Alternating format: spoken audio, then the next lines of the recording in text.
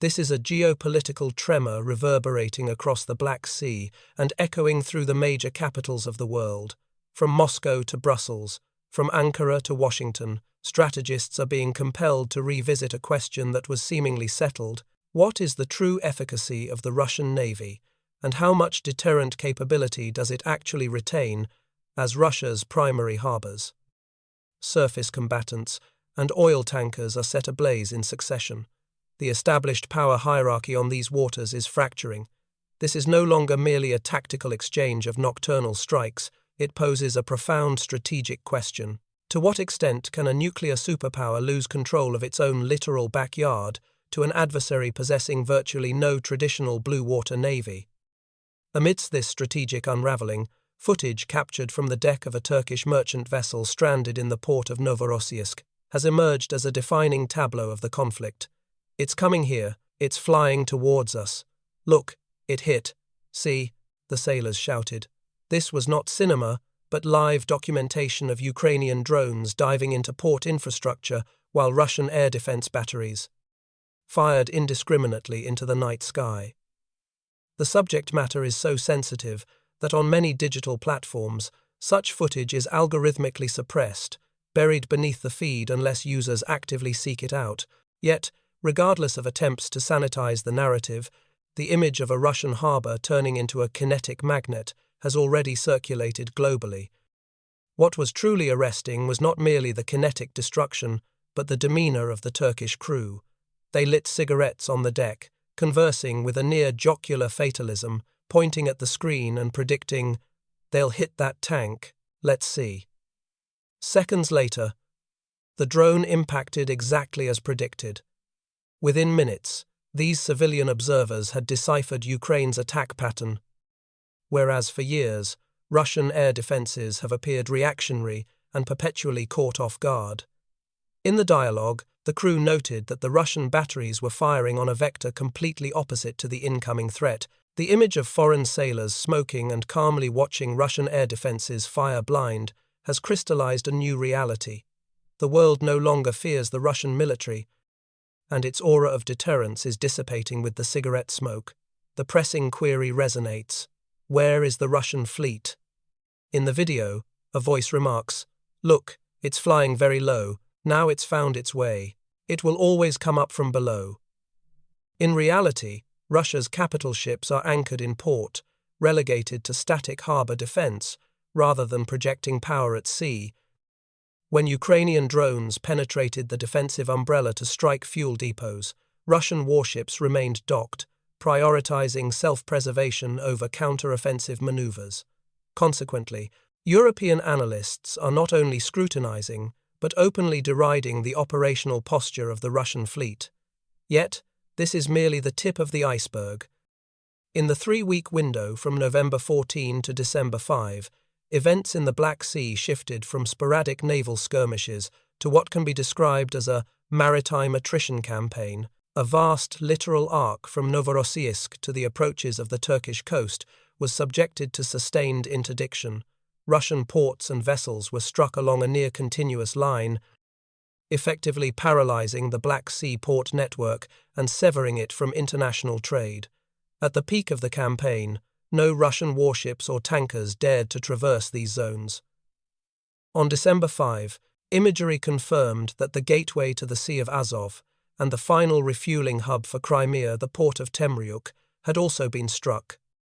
This facility was a critical node where coal and grain appropriated from Mariupol and Berdyansk were offloaded, laundered, and dispatched to global markets.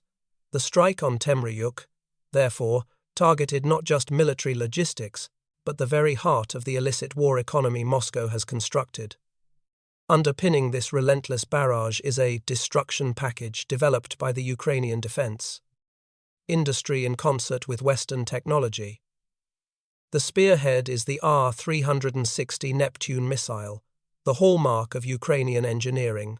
The modernized variant, boasting a range of 1.0 kilometers and a warhead exceeding 250 kilograms, can now hunt S-400 air defense batteries deep within harbor confines.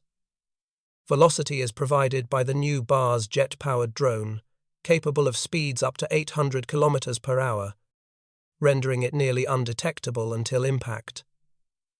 Equipped with thermobaric warheads ranging from 50 to 100 kilograms, they compress the reaction window for Russian air defenses to sub-second intervals. The true infrastructure killers are the FP-1 and FP-2 series, carrying 100-120 kilograms payloads designed to demolish port facilities. On the water, sea denial is enforced by the Magura V5 and V7 USV teams. Each strike by these technological predators generates seismic shockwaves beneath the Black Sea, compromising Russian hulls and piers. This seemingly inexorable kill chain has paralyzed Russia's port network. However, freezing the port line is only one facet of Ukraine's grand strategy. Behind the scenes, Putin's shadow fleet, the tankers used to circumvent sanctions, remained the elusive target. By late November, the operational scope expanded to include this economic lifeline. The objective was no longer limited to combatants, but extended to the petrodollars and shipping lanes that solvate Russia's war budget. On the night of November 28, two supertankers considered vital arteries for Russia, the Kairos and the Virat, endured a hellscape in mere minutes. That night, these two ghost ships were transiting off the coast of Kandyra-Kevken, on the primary artery from Istanbul to the Black Sea. This was not a random expanse of water, but a critical maritime corridor for thousands of vessels, heavily monitored by the Turkish Coast Guard. Both ships were sailing in ballast toward Novorossiysk to load cargo. The captain's plan was elementary: blend into the dense commercial traffic, exiting the Bosphorus, hug the Turkish territorial waters for cover, and quietly ferry oil revenue back to the Kremlin. They believed they were anonymous, invisible in the maritime crowd. They were mistaken. At approximately 20-30 hours, the first kinetic blow struck the Kairos. According to official reports from the Turkish Directorate General of Coastal Safety and Maritime Traffic Data, a violent percussive shock rocked the engine room. As the crew initiated damage control, a second, more potent impact followed before the first shock had even subsided. Minutes later, another vessel on the same vector suffered a series of catastrophic explosions. Frantic distress calls from the Virat echoed across Black Sea communication frequencies. Following that night of interdiction, oil tankers vanished from the Novorossiysk anchorage, leaving only tugboats in their wake. If the strike on Novorossiysk was a blow to military prestige, the events off the Turkish coast on November 28 were a laceration of Russia's economic jugular. The timing and locale of these strikes evoke a sense of historical retribution. On the 17th of November 2025, in a display of maritime dominance, Russia attacked a Turkish civilian vessel anchored in the Ukrainian port of Izmail. At the time, Ankara maintained diplomatic silence, but that arrogance returned like a boomerang when Ukraine struck a Russian vessel on the same route. This time, Turkey remained silent, merely observing. The climax of this shadow war arrived on the 2nd of December 2025, when the Russian-flagged MiG Volga-II was struck by a drone or loitering munition 80 nautical miles off Turkey's northern coast. A shipment of oil bound for Georgia instantly became the latest maritime casualty. This marked the third tanker targeted within a single week. The Black Sea, once considered a Russian lake, has evolved into a denial zone for both warships and Putin's shadow fleet. The instability generated by these attacks triggered an immediate domino effect across insurance markets and global logistics conglomerates. Here, the Turkish vector re-emerges not as a bystander, but as a commercial bellwether. The Besiktas Group, Besiktas Denizcilik Grubu, one of the region's premier shipping operators, has moved to withdraw from the Russian oil transport market, citing prohibitive risk levels. For Moscow, this is a critical vulnerability. Russia relies on international bottoms to move its crude to market. When experienced entities like Besiktas, intimately familiar with these waters, declare that the risk has exceeded the threshold of tolerance, the Black Sea is effectively commercially closed to Russia. Ukrainian Magura V5 naval drones and aerial assets have transformed the sea into an invisible minefield. The Shadow Fleet, is turning into a graveyard of ghost ships. Insurance premiums are skyrocketing, captains are refusing hazardous transits, and every vessel idling in port represents millions of dollars evaporating from the Russian economy. In November 2025, seaborne oil exports plummeted to 1.7 million barrels per day, the lowest since the war's inception, and a 31% drop from October, precipitating a 40–50% decline in overall Black Sea ship traffic. The fires in the ports are, in effect, incinerating rubles and the national defense budget. Ukraine lacks the naval tonnage to establish a physical blockade, but the asymmetric threat it generates functions as a de facto economic blockade, observed from Washington, Brussels, or Tokyo. The implication is clear: this is how a nation without cruisers or submarines chokes the logistical lines of a naval power. For energy-dependent capitals in Asia and Europe, the question is not merely how much Russia loses, but how the global energy order will recalibrate and who will underwrite this disruption: governments or taxpayers via rising fuel and food costs. On the front of military logistics, the wound is even deeper. Novorossiysk acts as the primary railhead and loading point for ferries and supply vessels, serving as redundancies to the Crimean Bridge. After that infernal night, Russian commanders can no longer deem this port a sanctuary. Dispatching a Rapucha-class landing ship laden with munitions into Novorossiysk is now akin to playing Russian roulette. When the logistical noose tightens, it translates to fewer shells for artillerymen on the front lines and less fuel for armor. Every tanker burning in Novorossiysk or Temryuk represents a Russian tank in Zaporizhia, or Donetsk rendered immobile. The fire spreads to the front strains the supply line, and the supply line drags the entire operational tempo down. A chain reaction has commenced, and the Kremlin lacks a fire extinguisher large enough to quell it. Strategically, the developments in the Black Sea lay bare an unprecedented paradox in modern warfare and force Russia into a strategic cul-de-sac. Ukraine, a belligerent with virtually no conventional navy, has neutralized Russia's Black Sea fleet, a force ostensibly one of the world's most formidable. Naval theory posits the concept of a fleet in being, a force whose mere existence constitutes a threat. However, the Black Sea Fleet has devolved into a fleet in hiding, a force compelled to flee, evade, and conceal itself. This represents not just a military failure, but a geostrategic and reputational collapse. Crimea stands at the epicenter of this unraveling. Moscow calculated that annexing Crimea would secure dominance over the Black Sea. Today, the peninsula is less a fortress than a trap for the Russian Navy.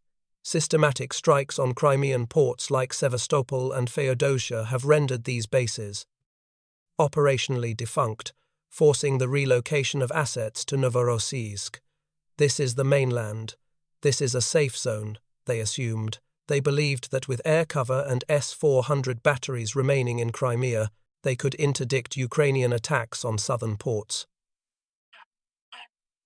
But the strike on Novorossiysk and the visceral footage from the Turkish ship prove that Plan B has failed. At the current operational tempo, the Saki and Belbek air bases in Crimea have also been degraded. Throughout November and December, Ukrainian intelligence and the Ghosts Special Forces Unit systematically transformed Crimea into a permissive environment for aerial attack. A naval base without eyes or overhead cover is merely a target. The elite Ghosts Unit of the GUR, Main Directorate of Intelligence, executed coordinated sabotage campaigns, specifically targeting the Podlet K-1 radar systems, the brain of the S-400 complexes, destroying 8 radars and key command nodes, effectively blinding Russian air defenses. The most devastating blow landed on December 4, when GUR forces released verification that a MiG-29, tasked with naval air cover, along with its radar station, was destroyed on the tarmac, deprived of air support and situational awareness. The ports of Crimea and Novorossiysk are transitioning from sanctuaries into graveyards. So, what remains for Plan C, Abkhazia, and the makeshift base in Ochamchira? The overland routes are compromised. Russian ships attempted to flee further east, seeking refuge in Ochamchira, yet the entire littoral zone remains within the envelope of Ukraine's long-range drones.